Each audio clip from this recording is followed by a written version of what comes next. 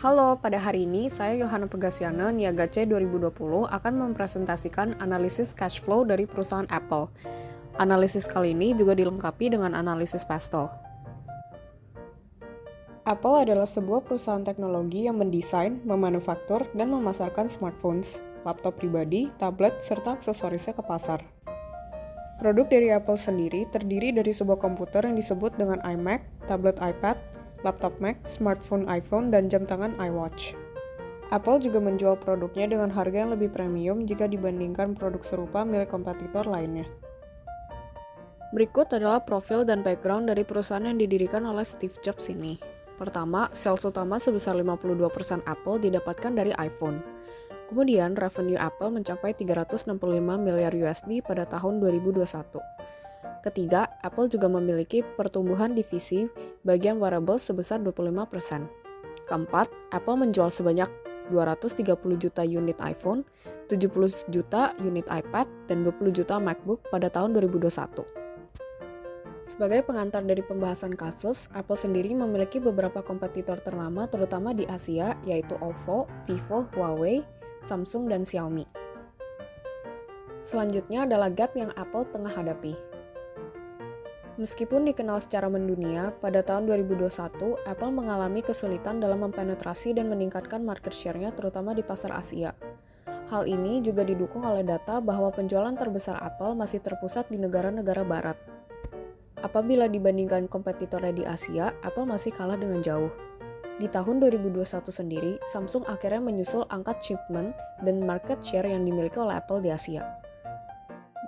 Berikut adalah perbandingan market share antara Samsung, Apple, dan kompetitor sejenisnya pada tahun 2021 di Asia.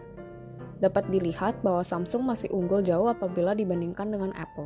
Untuk menganalisis problem ini lebih dalam, saya menggunakan analisis pastel untuk Apple. Pada bagian bidang politik, Apple tengah mengalami permasalahan dikarenakan adanya ketidakpastian politik di Cina. Sebagai tambahan, Cina juga baru saja menerapkan restriction impor yang berpotensi untuk mendisrupsi persediaan suplai Apple. Pada bagian environmental, Apple sebagai perusahaan teknologi menciptakan banyak limbah elektronik. Selain itu, Cina sebagai tempat manufaktur utama Apple memiliki misi untuk menekan angka greenhouse gas pada tahun ini. Hal ini berpotensi untuk meningkatkan biaya listrik dan manufaktur Apple di Cina. Pada bagian sosial, Apple mendapatkan sentimen sosial dikarenakan adanya berita mengenai ethical labor violation yang Apple lakukan di China. Hal ini memiliki dampak pada angka penjualan Apple di Asia, terutama Cina itu sendiri. Kemudian, dari segi teknologi, Apple memiliki banyak kompetitor terutama di Asia. Kompetitor Apple umumnya menawarkan teknologi serupa dengan harga yang lebih murah.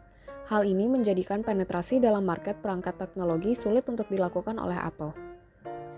Poin selanjutnya adalah bidang ekonomi, di mana pada masa pandemi kemampuan beli orang kebanyakan menurun. Hal ini menyebabkan mereka terutama yang di negara Asia untuk berpindah ke brand alternatif yang lebih murah harganya. Kemudian, secara legal, Apple rentan terhadap tindakan pembajakan dan pembuatan barang tiruan. Maraknya pembajakan dan barang tiruan yang dijual dengan harga yang lebih murah juga mengancam sales dari Apple itu sendiri terutama di Asia. Selanjutnya adalah analisis cash flow dari Apple. Di 5 tahun ke belakang, cash flow Apple telah meningkat sebesar 16%, sedangkan untuk net income, Apple telah bertumbuh sebesar 19%. Berdasarkan data berikut, dapat disimpulkan juga bahwa Apple sebenarnya memiliki cash flow yang sehat. Apple juga memiliki potensi untuk memperbesar market capitalization-nya di tahun-tahun mendatang. Berdasarkan data cash flow operating, juga dapat dilihat bahwa cash yang terbentuk dari operating activities meningkat dari tahun 2019 ke 2020 dan 2020 ke 2021. Kemudian selanjutnya adalah data cash generated by investing activities atau cash yang didapatkan dari membuat dan mengumpulkan loans atau disposing debt dan equity. Dari data berikut dapat dilihat bahwa cash yang diciptakan dari investing activities berkurang dari tahun 2019 ke 2020 dan dari 2020 ke 2021. Selanjutnya adalah cash flow dari financing activities yang memuat informasi mengenai jumlah cash yang keluar dan masuk dari kegiatan financing perusahaan. Cash yang digunakan dalam kegiatan financing Apple meningkat dari tahun 2019 ke 2020 dan menurun secara signifikan dari tahun 2020 ke 2021. Kemudian selanjutnya ada cash flow milik Samsung untuk menjadi perbandingan. Dibandingkan dengan Apple, penetrasi dan market share dari Samsung di Asia jauh lebih besar. Hal ini juga dilatar belakangi oleh harga produk Samsung yang lebih kompetitif. Hal ini juga tentunya berpengaruh pada cash flow activity Samsung sebagaimana cash yang didapatkan mostly berasal dari region Asia. Samsung juga sempat mengalami decline pada net income-nya pada tahun 2019. Hal ini dilatar belakangi oleh pandemi.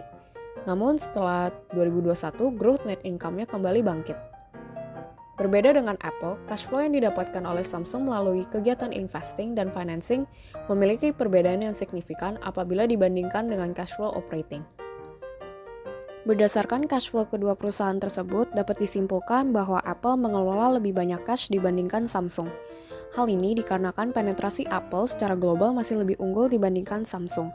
Meskipun begitu, Apple tidak boleh lengah dikarenakan pasar untuk teknologi di Asia diprediksi akan meningkat secara signifikan di masa depan, sehingga Samsung masih memiliki potensi besar dalam menyusul Apple. Sekian dari saya, terima kasih.